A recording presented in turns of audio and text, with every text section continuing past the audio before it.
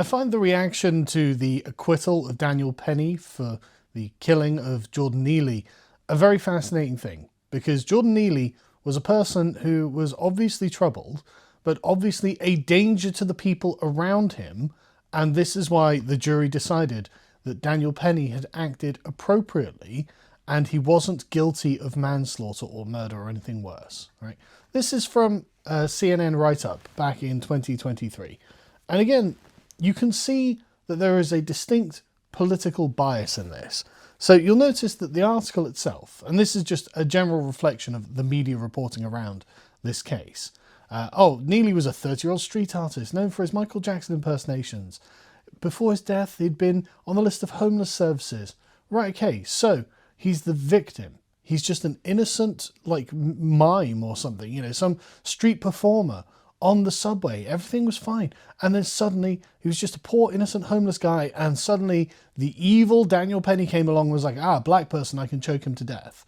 Which obviously just wasn't what happened. But that's the impression you would get from, again, the first, 5-6 paragraphs of CNN front-loading it. Those who knew Neely said he was a talented dancer. He eked out a living as a Michael Jackson impersonator in Times Square and on New York subways, but he fell on hard times and found himself living on the street and struggling with his mental health.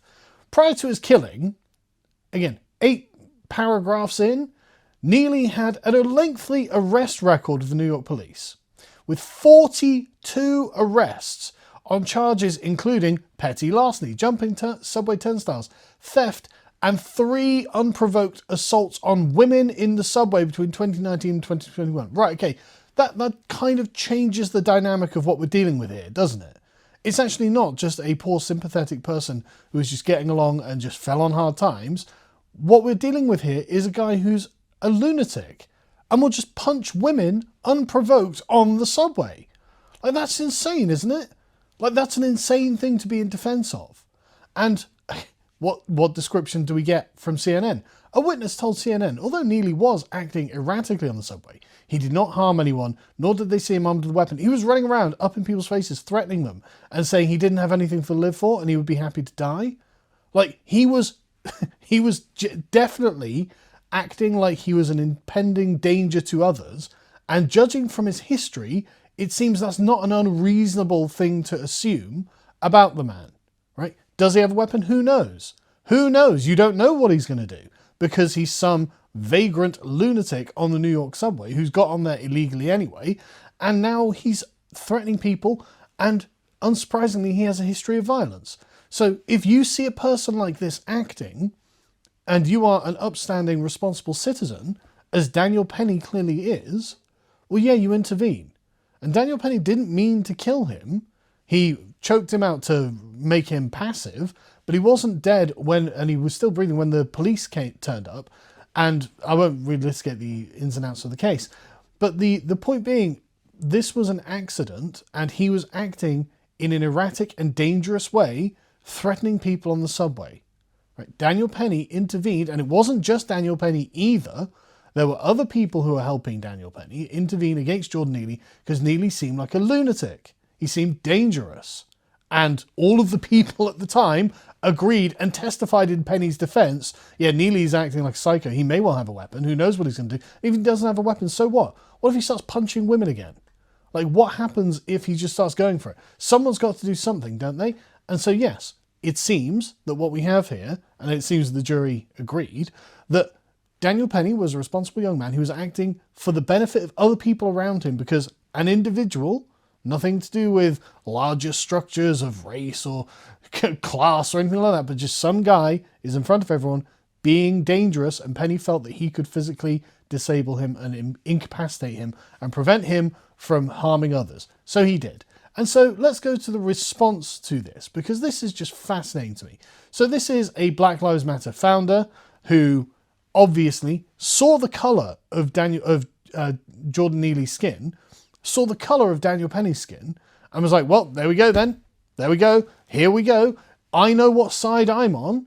It's like, I don't know what side I'm on until I find out the details of the case. Like, I don't just assume white guy killing black guy, well, I've got to side with the white guy. No, it might have been totally unprovoked. It might have been that this guy was a massive racist and was murdering a black guy because he hated blacks. But there's no evidence for that. In fact, all the evidence we have would suggest that's a totally irrational and lunatic position to adopt. And only a most committed, dyed-in-the-wool race hustler would be able to assert that kind of thing. But anyway, let's go to what she has said about this, because I think the way they're responding is very interesting, and we should really pay attention to it. My heart bleeds for his father, who sat in front of me every single day and prayed for justice for his son. Okay, so why wasn't the father helping him when he was homeless?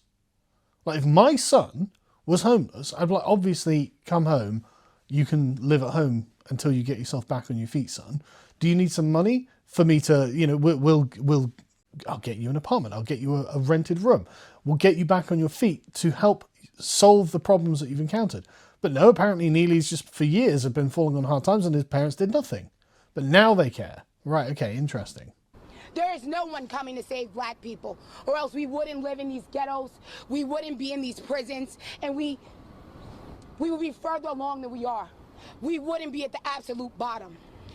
Okay, so the point that she's making here is a fair one. She wants the black community to advance. Yeah, why not? Who doesn't want that? Who wants, you know, everyone wants everyone to do well, right? We want communities to progress economically, we want them to progress socially, we want them to be good places that are meaningful. Now, progress has different meanings to different people, but to me it just means somewhere that is safe, inviting, and a place that you can feel that you belong, right? A place where you are comfortable, where you are not on your guard, where you can live at your ease. And it's like, okay, well, if the black community is not one of those kinds of places, and you have, then it's not like Jordan Neely is the first sort of example of this, then the question is, whose fault is this? And of course, you can point the finger and say, well, it's systemic structures of systemic racism, or you can assume that actually maybe it's something that it's for the community itself to solve. Because as you say, nobody is coming to save you. Well, nobody's coming to save me either. Nobody's coming to save anyone that I know, right? Nobody's coming to save you. You have to save yourself. And so rather than looking at the wider society or the over society and saying, well, why don't they just give us everything we want? You have to understand that if it's given to you, the value of it doesn't settle in your mind, in your behavior, that you achieve certain things through certain decisions. And Jordan Neely was not making good decisions.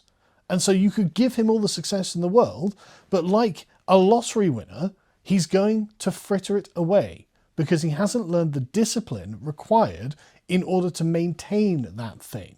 And so essentially what you're saying is he would have to be a perpetual dependent on someone else. And even then, okay, well, let's assume we just make him a perpetual dependent. Well, does this moderate his behavior in any way? Does he suddenly stop attacking women on the subway? Was he attacking women on the subway because he didn't have a job? I mean, what are we saying here? Like, I've been unemployed. I never punched a woman on the subway. Like, why? I don't think that that's the cause and effect that we're looking for. And so the question is, well, what is the issue? Well, obviously, the Black Lives Matter activist says racism. Let's carry on.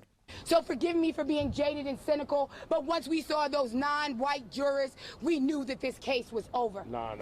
So she's saying 9 white jurors, I think, not non-white jurors. And so she looks at it and goes, well, white people, they're going to judge him on the merits. Therefore, this case is over. So, okay, there's no grift here then. Like, Jordan Neely wasn't some angel. He was the one actively threatening people. Daniel Penny and other people intervened. And you were like, well, we can't get him off because we haven't got enough people who are also racists in the most literal sense of the term, as in their primary concern is race and they will align themselves on racial lines. This woman is a racist. And I don't mean that in a way to say, oh, bad person or whatever, you know, the sort of usual sort of lib progressive way of doing it. This person is committed to race, as in the primary thing she thinks about is race. That's the primary organizational mechanism of her worldview is race. And so she saw the 9 white jurors and was like, right, we're done. They must have the same organizational principle as me. But of course they don't. What they're thinking is, well, what was the behavior of the people involved? And the behavior of the people involved led them to assume that, well, Daniel Penny was trying to stop this guy from hurting someone, therefore he did nothing wrong in this case. And the guy who was literally threatening people in their faces with a criminal history of violence is the person who deserved to be stopped. Makes sense. But anyway, let's carry on. Non-white jurors. How could there not be an uproar that the same person who got off Kyle Rittenhouse, who got off O.J. Simpson, was used here? And shame on you, celebrities and politicians who claim not to be racist, because the racists spoke loud and clear. You're just a racist. You're just a racist. But the thing is, this is sounding very hollow these days, isn't it? Like, the race card has been played over and over and over. And I think it's at the point now where people just aren't buying this. It's like, no, he was threatening people. He has a history of beating women. Of course someone had to intervene. Of course they did. And then you had this other Black Lives Matter co-founder, Hawk Newsom, who just, again, if this isn't just racial incitement, I don't know what is. If this isn't incitement for black people to go out and just start attacking white people, I don't know what is. Listen to this. Just like everybody else has vigilantes, we need some black vigilantes. That's right. People want to jump up and choke us and kill us for being loud. How about we do the same? That's not what happened. This is totally irresponsible. And this seems to me to be an attempt to radicalize the sort of lumpen proletariat in the black community. The sort of the criminal elements in the black community trying to essentially start on some kind of race war. Like, I don't see how else you're meant to interpret this.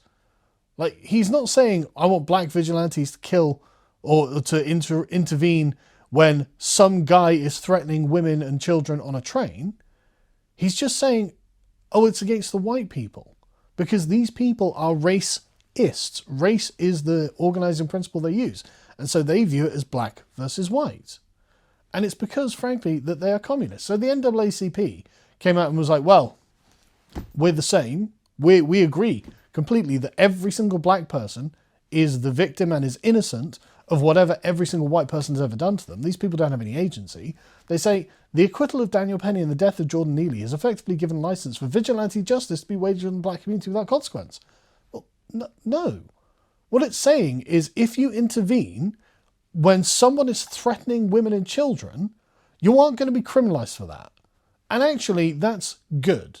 That's actually how things should be. That's actually what makes a better world and builds social trust and prevents random attacks on women and children in the future, right? This is a good thing that has happened. And you can see the community note here has just completely destroyed them. And again, you would think they would just delete this tweet out of shame, right? Daniel Penny did not act alone in defending himself and others from Neely. No, he wasn't the only guy there. A black man can clearly be seen assisting Penny to subdue Neely. Why? Because this guy isn't a racist. His organizational principle is not black people before anything, regardless of what they're doing. His organizational principle is clearly, oh, there's a dangerous lunatic here. I'm going to side with the guys who want to stop the dangerous lunatic to make sure the dangerous lunatic doesn't hurt people. A black woman testified in defense of Penny because she was like, yeah, I didn't want to get hurt by the dangerous lunatic. And yet, here we are with the NAACP. Again, just all of these communist race grifters are just like, well, this is a painful reminder of inequalities of our justice system. He deserved compassion. Instead, he was met with violence. Okay, but did the women he assaulted deserve compassion? Do we apply the same standard to Neely that you are trying to get applied to him? Like, unbelievable. It's genuinely unbelievable. This has been a feature of American politics at all, ever, right? Then, of course, you have the protests, and you've got women who's just like, I don't know what they want. I don't know what kind of world they're looking to build. And that's a great point, isn't it? I mean, look at the protest.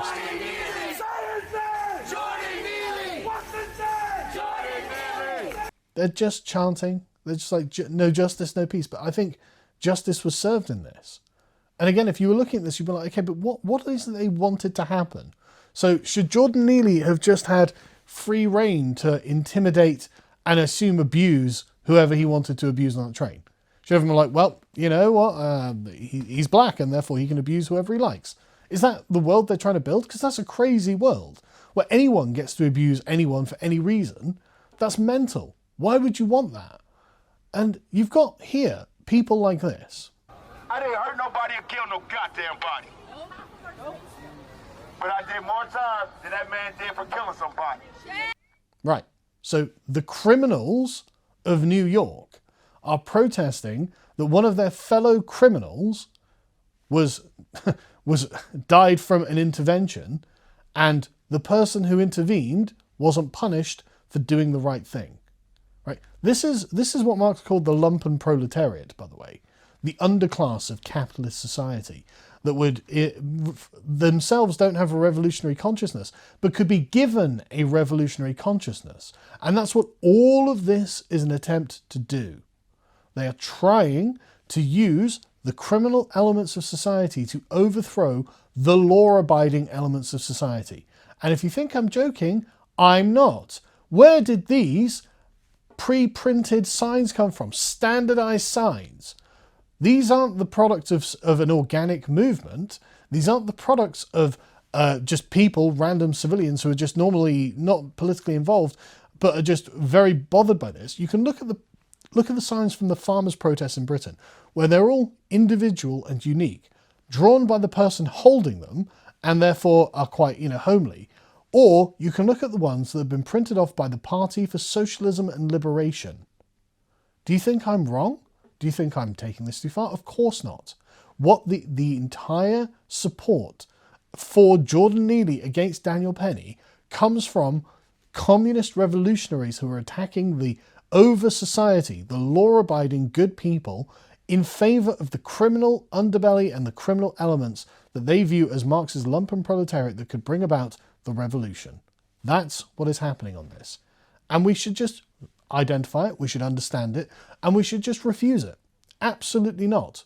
Absolutely not. Good on the jurors for finding Daniel Penny innocent. Good on Daniel Penny for intervening so the criminal element didn't hurt the law-abiding. And good on the other people who were with Daniel Penny for intervening and helping him.